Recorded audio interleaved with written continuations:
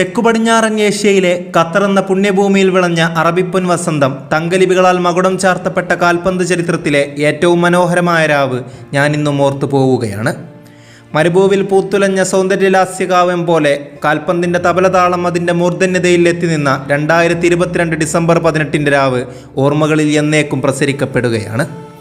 വെള്ളയും നീലയും നിറഞ്ഞു കവിഞ്ഞ ലുസൈലിൻ്റെ സിംഹഭാഗം കവർന്നെടുത്ത ആൽബി സെലസ്റ്റകൾ ഒരു വശത്തും അതിനെതിരായി കടുനീലമയിൽ ആറാടി ഫ്രാൻസ് ആരാധകരും തൊഴിതാളം കൊട്ടിയപ്പോൾ കാൽപന്തിൻ്റെ സ്തുത്യർഹമായ വശ്യതയും അതിൻ്റെ ആന്തോളന താളവും അലകടലിനെ പോലെ ആർത്തിരമ്പുകയായിരുന്നു ലുസൈലിൽ. സന്ധ്യയുടെ സൂര്യരശ്മി ആ സുഗന്ധം പൂശിയ സായാഹനത്തിൻ്റെ ഉന്മാദത്തിൽ ലയിച്ചെന്ന വണ്ണം ആകാശത്ത് നിറഞ്ഞു കവിഞ്ഞ് നിൽക്കുന്നുണ്ടായിരുന്നു. അത്തറിൻ്റെ സുഗന്ധം ആ കാറ്റിനെ തഴുകിത്തലോടി വായുവിൽ സ്വർഗീയമായ അനുഭൂതി പടർത്തിയിരുന്നു. ഒടുവിൽ ആരാധകർ കാത്തിരുന്ന ആ നിമിഷമെത്തി. ഒരു വശത്ത് തുടർച്ചയായുള്ള രണ്ടാമത്തെ ഫൈനലും ജയിച്ച് രാജ്യാന്തര ഫുട്ബോളിൽ തങ്ങൾക്കെതിരാളികളില്ലെന്ന് തെളിയിക്കാൻ ഫ്രാൻസും, മറുവശത്ത് പ്രാർത്ഥന നിറഞ്ഞ കണ്ണുകളോടെ കാലം കാത്തുവച്ച നീതിയും പ്രതീക്ഷിച്ച് ആ 10-ാം നമ്പറുകാരൻ്റെ പിറകെ കൂടിയ കോടാനുകോടി ജനങ്ങളും. ഇനിയും അയാളെ ലിയണൽ ആന്ദ്രസ് മെസ്സിയെ പൂർണ്ണതയുടെ ആവിർഭാവ തലങ്ങളിൽ നിന്നും തഴഞ്ഞു കളയരുതേ എന്ന് കോടിക്കണക്കിന് മനസ്സുകൾ പ്രാർത്ഥിച്ചു കാണണം. ഒരു നാൾ ഈ വേദിയിൽ നിന്നും കരഞ്ഞു തലതാഴ്ത്തിയ ആ മനുഷ്യൻ, തോൽവി സമ്മതിക്കുവാൻ മനസ്സില്ലാത്ത ആ 10-ാം നമ്പറുകാരൻ തന്നെ അടക്കം ചെയ്ത അതേ സ്വപ്നങ്ങളുടെ കുഴിമാടത്തിൽ നിന്നും ഉയർത്തെഴുന്നേറ്റ് വന്ന ആ നാളിൽ അയാളെ നെഞ്ചിലേറ്റിയവർ കാലത്തിൻ്റെ നീതിക്ക് വേണ്ടിയല്ലാതെ മറ്റൊന്നിനെ ഓർത്തും കരഞ്ഞുപോയി കാണില്ല. കളി തുടങ്ങുവാൻ നിമിഷങ്ങൾ മാത്രം ബാക്കി.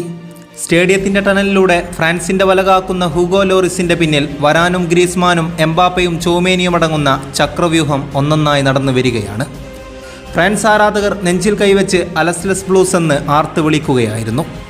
മറുഭാഗത്ത് ലിയണൽ ആന്ദ്രസ് മെസ്സി എന്ന അർജന്റീൻ നായകൻ ആ മനോഹരമായ ആൽബി സെലസ്റ്റൻ ജേഴ്സിയും ആ ജനത തൻ്റെ ഉയിരായി നൽകിയ തങ്ങളുടെ പ്രതീക്ഷകളുടെ ക്യാപ്റ്റൻ ആംബാൻഡുമേന്തി മാന്ത്രികത നിറഞ്ഞ തൻ്റെ ഇടംകാൽ മൈതാനത്തിലേക്ക് എടുത്തു വെക്കുമ്പോൾ വാമോസ് മെസ്സി, വാമോസ് അർജന്റീന എന്ന ചാൻഡ് ആകാശത്തിൻ്റെ ആകലാവൃതം ഭൂമിയെ പുൽകുമ്പോൾ ആകാശം പ്രകമ്പനം കൊള്ളുന്നുണ്ടായിരുന്നു. അർജന്റീനയുടെ കാവൽ മാലാക എമി മാർട്ടിനസിനെ വലയുടെ ചുമതലയേൽപ്പിച്ച് എതിരറ്റാക്കിനെ നിഷ്പ്രഭമാക്കാൻ റൊമേറോയെയും ഒറ്റാമൻഡിയെയും CB പേറുകളാക്കി വിന്യസിപ്പിച്ച് ടഗ്ലിയ ഫിഗോയെയും മൊളീനയെയും ഫുൾ ബാക്കുകളാക്കി ഡീപോൾ, മാക്കലിസ്റ്റർ, എൻസോ എന്ന മാന്ത്രിക വ്യൂഹത്തെ മധ്യനിരയിൽ അണിനിരത്തി മിഡ്ഫീൽഡ് ജനറൽ ഡീപോളിനെ അവരുടെ കടിഞ്ഞാനേൽപ്പിക്കുകയാണ് സ്കലോണി. ഫൈനലിൻ്റെ ലൈനപ്പ് കണ്ടവർക്ക് കണ്ണിന് കുളിർമയായി അർജന്റീൻ ഫുട്ബോളിൻ്റെ മാലാക ഡീമരിയെയും യുവതാരം അൽവാരസിനുമൊപ്പം അറ്റാക്കിംഗ് നിരയുടെ കടിഞ്ഞാൻ അവരുടെ നായകനായ 10-ാം നമ്പറുകാരനെ ഏൽപ്പിക്കുമ്പോൾ അറ്റാക്ക് ചെയ്ത് എതിരാളികളെ തകർക്കുക എന്നതല്ലാതെ അയാൾക്ക് വേറെ ചുമതലയേ ഉണ്ടായിരുന്നില്ല. വിഖ്യാതനായ ഗോൾ കീപ്പർ ഹുഗോ ലോറിസിന് മുമ്പിലായി യുവതാരം ഉപമക്കാനെയും എക്സ്പീരിയൻസ്ഡായ ഡിഫൻഡർ എല്ലാ കപ്പുകൾ കൊണ്ടും തുലാഭാരം ചാർത്തിയ റാഫേൽ വരാനെയും CB പേറുകളാക്കി ഇറക്കിയാണ് കോച്ച് ദശാബ്സ് തൻ്റെ പ്ലാനുകൾ തയ്യാറാക്കിയത്. നിലവിലെ ഏറ്റവും നല്ല ഫുൾ ബാക്കുകളിൽ ഒരാളായ പവാഡിനെ ആ മത്സരത്തിൽ മിസ് ചെയ്തു എന്നത് സത്യമാണ്. ഡിഫൻസീവ് ഫുൾ ബാക്കുകളായി കൗണ്ടയും അറ്റാക്കിങ്ങിന് വേണ്ടി തിയോ ഹെർണാണ്ടസിനെയും ഇറക്കി ദശാബ്സ് തൻ്റെ ഡിഫൻസീവ് ലൈൻ ശക്തമാക്കി. മധ്യനിരയിൽ റാബിയോട്ടിനെയും ചൗമേനിയെയും പിവോട്ടിൽ വിന്യസിപ്പിച്ച് എംബാപ്പയെയും ഡംബലയെയും വിങ്ങുകളുടെ കടിഞ്ഞാണുമേൽപ്പിച്ച് ഗ്രീസ്മാനെ മധ്യനിരയുടെ താക്കോലുമേൽപ്പിച്ച മിഡ്ഫീൽഡും ഇറക്കി. സ്ട്രൈക്കറായ ജിറോഡിന് നല്ല അവസരങ്ങൾക്ക് വേണ്ടി കാത്തു നിൽക്കേണ്ട ജോലി മാത്രമേ ഉണ്ടായിരുന്നുള്ളൂ. സങ്കല്പത്തിന് വിപരീതമായും പ്രതീക്ഷക്കൊത്തെന്ന പോലെയുമാണ് കളിയുടെ ഗതി നീങ്ങിയത്. ഫ്രാൻസ് ബോൾ ഡൊമിനേഷനും അറ്റാക്കിംഗ് പൊസിഷനും കീപ്പ് ചെയ്യുമെന്ന് കരുതിയവർക്ക് തെറ്റി. ഇതെല്ലാം ചെയ്തത് അർജന്റീനയാണ്. അർജന്റീൻ താരങ്ങളെല്ലാം തങ്ങളെ കോച്ചേൽപ്പിച്ച പണി കൃത്യമായി ചെയ്തപ്പോൾ ഫ്രാൻസിൻ്റെ പിന്നോട്ട് വലിയുകയല്ലാതെ വേറെ നിവൃത്തി ഉണ്ടായിരുന്നില്ല. ഒടുക്കം ആദ്യ ഗോളിന് വഴിയൊരുങ്ങി.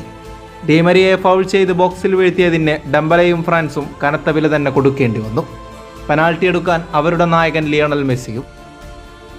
മുമ്പെങ്ങുമില്ലാത്ത പോലെ ലിയണൽ മെസ്സി അപകടകാരിയായും ആത്മവിശ്വാസത്തിനുടമയായും ഇതിനോടകം അയാൾ തന്നെ സ്ഫുടം ചെയ്ത് കഴിഞ്ഞിരുന്നു. അതല്ലെങ്കിൽ കാലം അയാളെ അതിനായി പരുവപ്പെടുത്തി എന്ന് വേണം പറയാൻ. സ്പോട്ട് കിക്ക് ചെറുക്കുന്നതിന് അത്ര പേര് കേട്ടവനല്ലാത്ത ഹുഗോ ലോറിസിൻ്റെ മുന്നിൽ മെസ്സി ഇതിനോടകം തന്നെ ആധിപത്യം നേടിയിരുന്നു.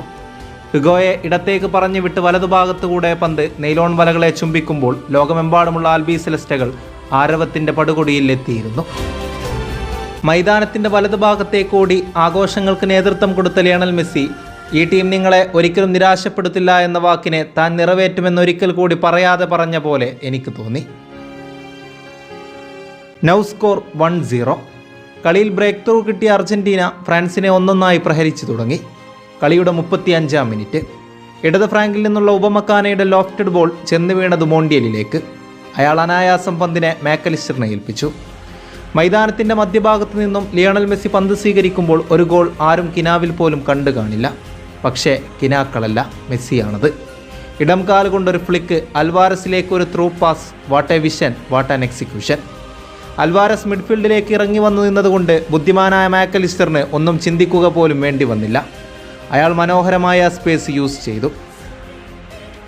ഫ്രാൻസിൻ്റെ വിരിമാറ് കീറി അർജന്റീനയുടെ കൊള്ളിയാൻ മാക്കലിസ്റ്റർ പന്തൊഴിഞ്ഞു നിൽക്കുന്ന ഡീമരിയയിലേക്ക് നൽകുമ്പോൾ ഡീമരിയക്ക് പന്ത് തട്ടിയിടുക എന്ന ഡ്യൂട്ടി മാത്രം. ഫൈനലിൽ ഡീമരിയെ എന്തിന് സ്കലോണി സ്റ്റാർട്ട് ചെയ്യിപ്പിച്ചു എന്നതിൻ്റെ ഉത്തരം ഡീമരിയ തന്നെ ലോകത്തോട് വിളിച്ചോതിയ നിമിഷം. ഹുഗോ ലോറിസിൻ്റെ പോസ്റ്റിലേക്ക് പോകുന്ന പന്തിനെ നോക്കി നിൽക്കാനേ കഴിഞ്ഞുള്ളൂ. What a team play by Albicelestes. Goal നേടിയ ഡീമരിയ കണ്ണീർ വാർത്തു. അതെ, അയാൾ ഏഞ്ചൽ ഡീമരിയ ഒരു മാലാഖയാണ്.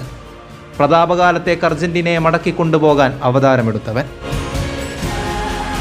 ഹാഫ് ടൈമിൽ ഫ്രാൻസ് ഡ്രസ്സിംഗ് റൂമിൽ വെച്ച് എംബാപ്പെ അലറി വിളിച്ചു, ഒന്നുകിൽ അവർ കളിക്കുന്നത് നമുക്ക് കണ്ടിരിക്കാം, അല്ലെങ്കിൽ കളിച്ചു കാണിക്കാം. എംബാപ്പെ പറഞ്ഞതിന് പ്രകാരം ഫ്രാൻസ് കളിച്ചു തുടങ്ങി. ഇതിനിടയിൽ ഡീമരിയയെ സബ്സ്റ്റിറ്റ്യൂട്ട് ചെയ്ത് അക്യൂനെ ഇറക്കിയ തീരുമാനം ഏറെക്കുറെ ഫ്രാൻസിനെ സഹായിച്ചു. അവരുടെ കളിയിൽ ആ പ്രസരിപ്പ് കണ്ടു തുടങ്ങി. 78-ാം മിനിറ്റിൽ ബോക്സിലേക്ക് ഓടിയ മുവാനിയെ ഒറ്റാമണ്ടി ഫൗൾ ചെയ്തതിന് റഫറി സൈമൺ മക്കനിയാക്ക് ഫ്രാൻസിന് പെനാൾട്ടി വിധിച്ചു. സ്പോട്ട് കിക്ക് എടുത്ത എംബാപ്പയ്ക്ക് പിഴച്ചില്ല. പന്ത് bottom left corner. It's France 1 Argentina 2.